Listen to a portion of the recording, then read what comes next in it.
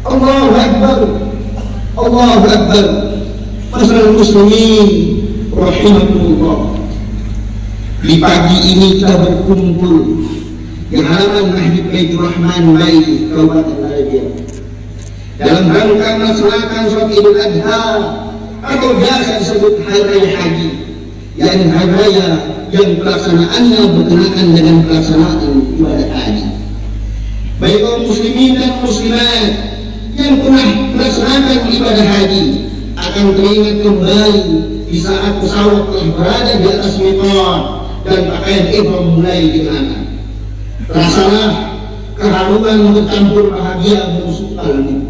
Air mata tak tertahan lagi mengalir membasahi pipi dalam suasana rohani yang demikian. Mulut bergerak mengucapkan tarbiyah dengan suara berat tersendat-sendat. Kami sambut undanganmu ya Allah. Kami datang memenuhi panggilanmu. Kami datang kehadratmu ya Allah. Tiada sekutu bagimu ya Rabb. Puji, nikmat dan kekuasaan semuanya adalah milikmu semata. Kami datang menghadapmu ya Rabb.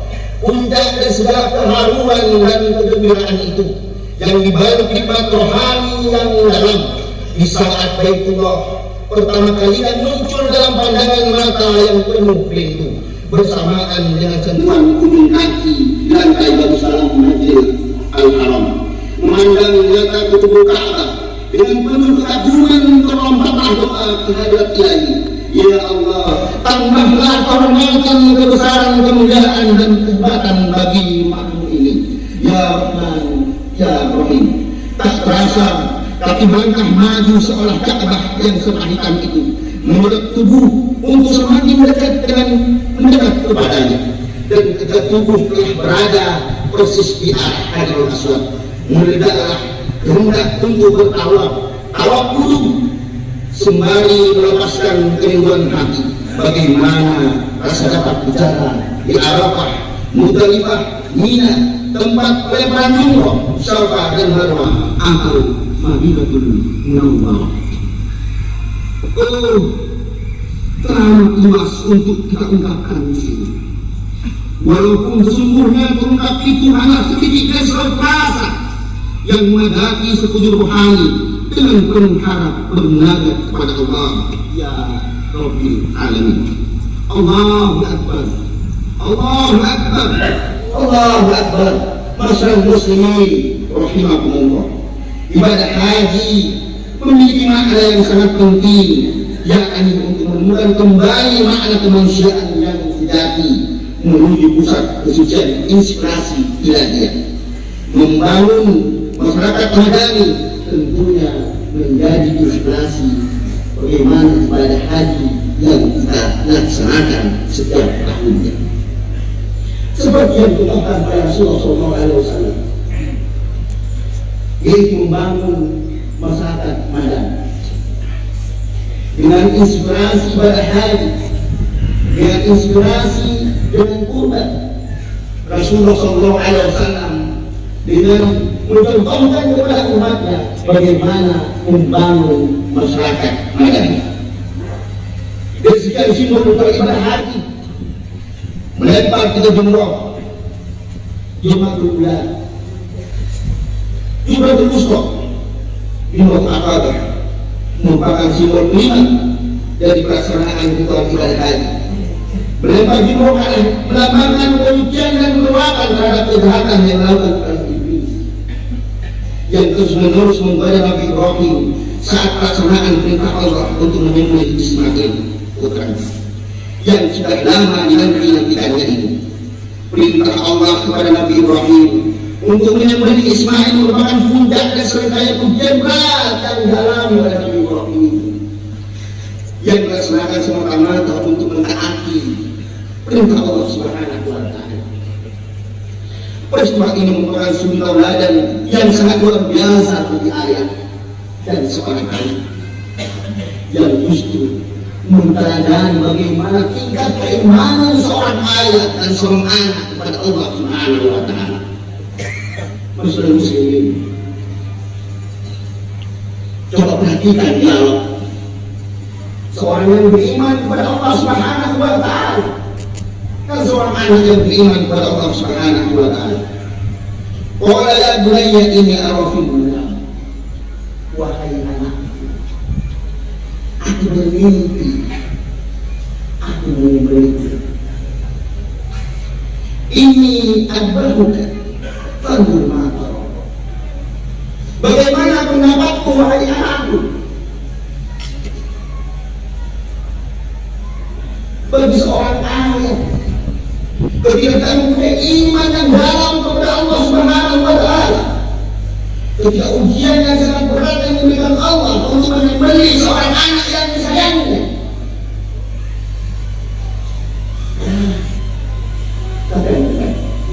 karena iman yang tertancap dalam dada seorang anak yang dinamakan dengan Ismail. Qala ya abad if'al ma tu'mar. Wahai ayah anda tadi, kerjakanlah perintah itu, kalau memang itu perintah Allah, serahkan kepada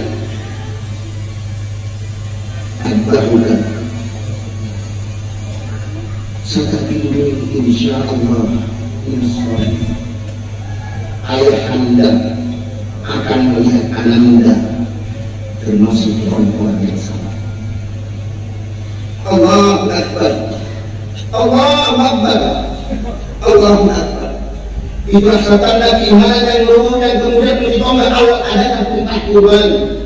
Perintah kurban mengandung pelajaran yang hikmah dan dapat jadikan pegangan dalam kehidupan sehari-hari, yaitu sikap taat, tanggung jawab besar, sabar, ikhlas, terserah diri kepada Allah Subhanahu wa taala, yakin kepada Allah, ta'awun, saling membantu dalam kebijakan, saling membantu dalam kebajikan, dan demokratis dengan siapapun. Al-Quran menjelaskan bahwa Ismail bagi Nabi Ibrahim bukan sekedar anak, melainkan juga idaman hati beribadah, buah hati sedang tulang. Di saat Nabi Ibrahim mendekatkan dan mengembangkan nilai-nilai tauhid di bawah penjelasan Raja Namrud, tetapi ialah menjadi yang dihadapi Nabi Ibrahim yang disebut dengan jihad akbar, yaitu jihad melawan egoisme yang selalu menguasai dan menjerumuskan manusia, baik secara individual maupun kolektif. Ketika egoisme itu tersebut menguasai diri, ketika itu Allah dan ajarannya dilupakan. Nabi Ibrahim sadar bahwa perintah Allah untuk menyembelih Ismail adalah ujian yang sangat berat, sebab tidak ada seorang ibu pun yang tak menyayangi anaknya, dan tak ada seorang manusia pun yang rela mengeluarkan nyawa anaknya. Tapi bagi keluarga Nabi Ibrahim, demi pengabdiannya kepada Allah Subhanahu wa taala, semua itu tidak menjadi halangan. Masyaallah muslimin rahimakumullah, pengorbanan yang telah dilakukan oleh Nabi Ibrahim merupakan suatu pengorbanan besar yang tidak mempersoalkan untung dan rugi bagi diri sendiri. Tidak meminta penundaan waktu terlebih dahulu untuk berpikir manfaat dan mudaratnya, melainkan berdasarkan pada keyakinan yang mendasari pada seorang hamba Allah. Hal ini menjadi bukti bahwa tidak ada pengorbanan yang lebih mulia selain menyerahkan diri sepenuhnya kepada perintah Allah. Apapun harus diserahkan, baik harta, raga maupun jiwa, untuk mengharap ridho. Adakah yang paling penting dalam hidup kita dunia ini? Adakah yang paling berharga dalam hidup kita dalam kehidupan kita? Adakah yang paling kita banggakan dalam kehidupan kita? Mungkin kita membanggakan keluarga sanak keluarga kita. Mungkin kita membanggakan harta kita. Mungkin kita membanggakan karena pangkat dan jabatan kita. Semuanya itu di hadapan Allah tidaklah berarti apa-apa. Tidak bisa mencintai harta, tidak bisa mencintai pangkat dan jabatan, tidak bisa mencintai sanak keturunan kita. Tetapi Allah harus lebih kita cintai ketimbang semua sesuatu dalam kehidupan kita. Masyaallah muslimin rahimakumullah, pengorbanan yang telah dilakukan oleh Nabi Ibrahim suatu pengorbanan besar yang tidak mempersoalkan kebutuhan rugi. Maka dalam keimanan kita, kalau memang ingin melakukan untuk kepentingan Allah, dan insya Allah hanya keuntungan yang kita akan dapat ketika Allah Subhanahu wa Ta'ala yang menjadi tujuan kita. Para muslimin rahimahullah, dengan berempati kita merasakan demi penderitaan orang lain. Salah satu manfaat dan hikmah Tuhan itu adalah dengan berempati kita merasakan demi penderitaan orang lain. Seperti halnya Rasulullah SAW, jiwanya bergetar setiap melihat penderitaan umat. Demikian juga Umar bin Khattab yang menggigil karena sudah beberapa bulan berpuasa karena hanya makan roti kering saat berbuka puasa.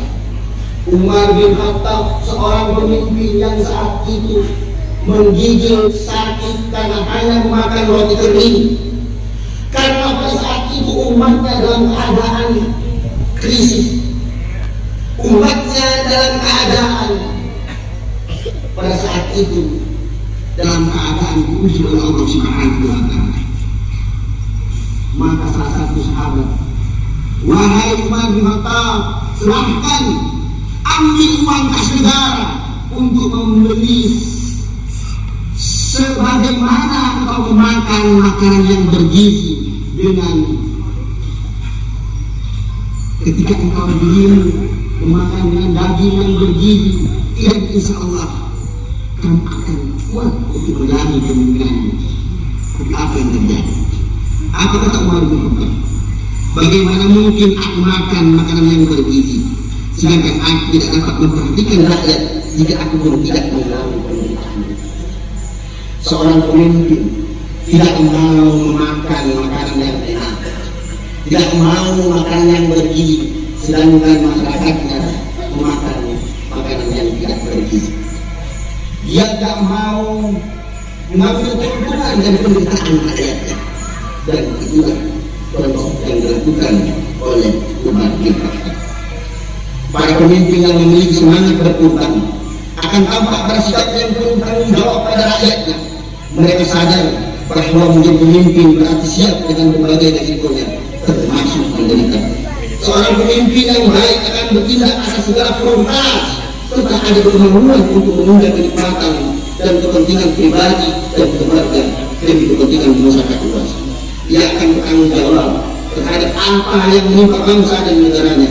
Sayyidina Umar ketika beliau menjadi khalifah pernah berkata, jika selama aku menjadi khalifah ada seekor sapi yang mati di tepi sungai Efrat karena kelaparan, maka aku sebagai khalifah bertanggung jawab atas kematian sapi itu. Para muslimin rahimahullah, dalam konteks Indonesia, ibadah kurban tidak hanya berfungsi mendekatkan diri pada Allah, tetapi juga untuk membina setiap pribadi untuk mencapai kesudahan pribadi. Karena berkorban dapat mendekatkan memperkuat hubungan sosial dan antar komponen bangsa kita atau dengan, dan itulah makna kesolehan sejati, yaitu kesolehan yang tidak diukur dari bentuk perbuatan kepada Allah semata, tetapi juga menjadi salah satu bentuk empati dan tanggung jawab sosial kepada masyarakat. Sayangnya masih banyak di antara umat ini dan pengingkaran makna berkorban dan makna kesolehan sejati itu sendiri. Kita masih lagi peka dan care dengan kepentingan diri, keluarga dan kelompoknya. Kita masih seringkali mengabaikan kepentingan umat dan masyarakat. Tanggung jawab sebagai seorang hamba Allah atas amanah yang dimana jauh hilang, apalagi rasa empati dan tanggung jawab sosial terhadap nasib rakyat yang menderita. Sikap demikian selain bertentangan dan jauh dari nilai-nilai agama, juga kontraproduktif bagi tumbuhnya soliditas emosional dalam kehidupan bermasyarakat. Selain itu, kita juga menyaksikan masih tingginya pertentangan dan konflik sosial politik. Ini tidak terlepas dari egoisme kelompok orang yang ingin melaksanakan kehendaknya dan ingin mengulang kenikmatan sesaat. Para muslimin rahimahullah, Penyelesaian ini membutuhkan pengorbanan, baik pikiran, badan, harta, minimal perasaan. Dengan demikian, pengorbanan Nabi Ibrahim itu perlu kita teladani untuk menemukan kembali nilai-nilai kemanusiaan kita yang sejati, serta menjadi semangat dalam memupuk rasa empati dan tanggung jawab sosial dan memperbaiki kehidupan masyarakat kita. Karena itu, tidak ada jalan lain kecuali kita memupuk kembali semangat perjuangan dan pengorbanan seperti yang dicontohkan oleh Nabi Ibrahim, Ismail dan Muhammad Rasulullah SAW serta para sahabat dan tabi'in. Mereka telah mencontohkan semangat juang dan membawa kejayaan umat. Untuk itu, paling tidak ada 4 langkah atau upaya yang layak kita tinggalkan dalam kehidupan untuk menjaga persatuan dan kesatuan di antara masyarakat kita. Pertama, menjalankan fanatisme golongan. Sekali lagi, pertama, menjalankan fanatisme golongan. Jangan berharap persaudaraan bisa tumbuh jika fanatisme golongan masih menguasai diri kita. Sikap partisan yang membela mati-matian dan menganggap kebenaran menjadi monopoli golongannya akan membuat api permusuhan semakin hangat. Fanatik tidak akan melahirkan sikap saling menghormati dan saling menghargai. Kedua, menghindarkan silang sengketa atas masalah furu'iyah. Biarkanlah cabang-cabang ini diamankan oleh masing-masing pihak pengetahuan dan keyakinannya masing-masing, selama hal itu tidak merusak tauhid. Nyatakan sikap setuju dalam ketidaksetujuan dan bersatu dalam perbedaan. Ketiga, menumbuhkan rasa kebersamaan antara lain dengan memperhatikan dan membantu meningkatkan kesejahteraan kaum lemah. Ada satu hal yang ironis, jika kita mampu beradu berkali-kali, tetapi saudara dan warga tetangga kita masih ada yang kelaparan. Sekali lagi, maka satu hal yang ironis, kita mampu berhaji berkali-kali, tetapi ada sanak saudara kita, ada tetangga kita, tetapi dalam kesehariannya masih kelaparan. Keempat, menumbuh kembangkan sangat berkorban dengan sepenuh keyakinan dan sesuai kemampuan sebagaimana yang ditetapkan oleh para penyebar perjuangan agama. Masyarakat muslimin rahimahullah, Allah yang menciptakan kehidupan ini. Allah lah yang mempunyai solusi ketika kita mendapatkan permasalahan dalam hidup ini. Maka tidak lain melainkan dan tidak ada alasan bagi kita kalau setiap kehidupan yang kita lakukan dalam keseharian kita tidak bertumbuh kepada Allah Subhanahu wa Ta'ala, karena Allah Subhanahu wa Ta'ala yang mempunyai solusi. Masyarakat muslimin rahimahullah, Allah memberikan gambaran kepada kita semua dalam Al-Quran. Kaifa takfuruna billah. Apa yang membuat kita kufur kepada Allah? Serahkan kaum muslimin dan muslimat. Kaifa takfuruna billah. Apa yang menjadi alasan kita tidak mau beribadah kepada Allah Subhanahu wa Ta'ala? Apa yang menjadi alasan kita sehingga kita tidak mau melaksanakan perintah Allah yang wajib? Kaifa takfuruna billah. Apa yang menjadi alasan kita sehingga kita tidak mau berpuasa ketika bulan Ramadan? Kaifa takfuruna billah. Apa yang menjadi alasan kita sehingga kita tidak mau berzakat padahal kita mampu berzakat? Kaifa takfuruna billah. Apa yang menjadi alasan kita sehingga tidak mau berhaji padahal kita mampu? Apakah alasan kita? Apakah alasan kita karena pangkat dan jabatan kita? Berapa tinggi pangkat dan jabatan kita sehingga tidak mau beribadah kepada Allah Subhanahu wa Ta'ala?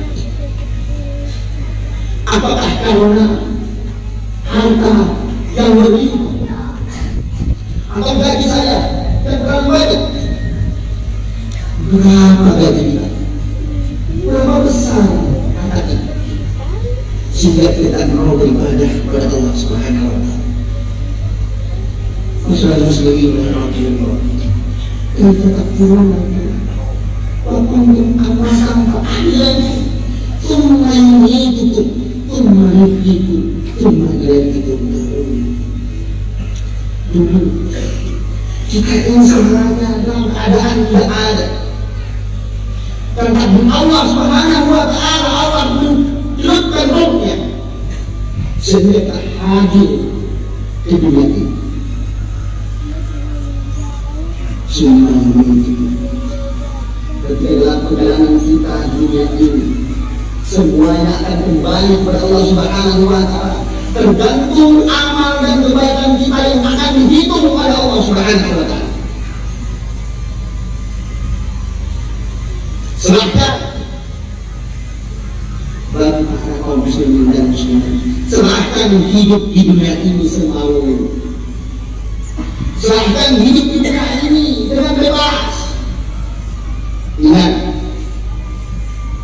suatu saat Allah Subhanahu wa Ta'ala thumma yumitukum thumma yuhyikum thumma ilaihi turja'un.